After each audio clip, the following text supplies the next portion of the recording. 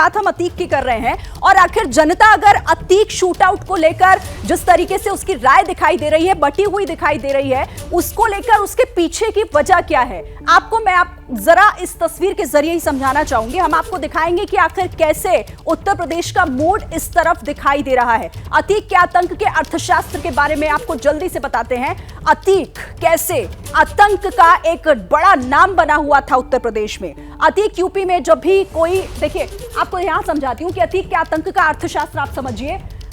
UP में गुंडा tax वसूला करता था वो, जब वो कोई चुनाव लड़ता था व्यवसायियों से, बिल्डरों से, वो गुंडा टैक्स वसूलता था और इसके लिए बाकायदा पर्ची का चयन किया जाता था।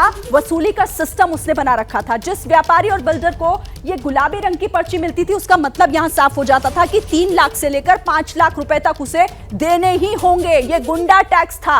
और इसके बाद उधर आइए जरा, सफेद पर्ची। अगर चुनाव में सफेद पर्ची का मतलब यहां पर ये होता है कि 5 लाख से ज्यादा सफेद पर्ची अगर है तो उसका मतलब 5 लाख से ज्यादा आपको देने होंगे।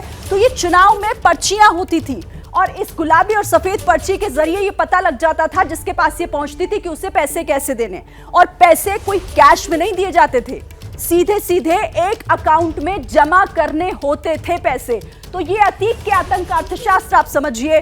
गुंडा टैक्स, पैसे सीधे बैंक अकाउंट में। और अतीक अहमद के नाम का ये अकाउंट हुआ करता था। अतीक अहमद के नाम का अकाउंट जिसमें सीधे बैंक में जमा होना होता था। हालांकि फिलहाल उस अकाउंट को ईडी ने फ्रीज कर दिया है। तो ये अर्थशास्त्र अतीक को लेकर, और हम आपको ये बताने की कोशिश कर रहे हैं कि उत्तर प्रदेश का मूड, असद एनकाउंटर और उसके बाद अतीक अहमद और उसके भाई की हत्या के बाद आखिर उत्तर प्रदेश का मूड क्या है। अब तक इस सर्वे में हमने आपके सामने 2 सवाल रखे जिसने ये बताया कि आखिर उत्तर प्रदेश क्या सोच रहा है माफिया के मर्डर को लेकर। अतीक की हत्या की वजह आखिर लोग क्या मानते हैं, आपके सामने नतीजे हैं। 8% जो कह रहे हैं कि ये आपसी रंजिश का मामला है, 19% इसे गैंगवार से जोड़ रहे हैं, 29% का मानना है कि ये राज को, जो राज था उसे खत्म करने की कोशिश थी। इसके साथ ही 27% भी आप देख रहे हैं किस तरीके से यहां पर अपनी राय रख रहे हैं, सरकार को बदनाम करने की मंशा है इसके पीछे। 17% कह रहे हैं कि नहीं पता आखिर क्या है। तो ये सवाल। अब दूसरा सवाल कि क्या पुलिस की नाकामी से जोड़कर देख रहे हैं लोग इसे,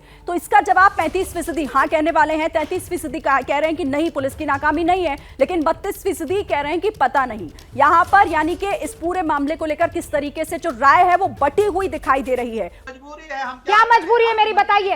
मैं अभी आपको बताती हूँ कि मैंने ओए होए होए होए, नमकीन के चटकारे लेते हुए टकटकी मार के डिबेट शो को पॉज रिपीट कर करके देख रहे हैं जोगिंदर जी। इनकी तरह आप भी देखें अपनी फेवरेट डिबेट्स को रिपीट कर और डाउनलोड कीजिए एबीपी लाइव ऐप अपने स्मार्ट टीवी पर।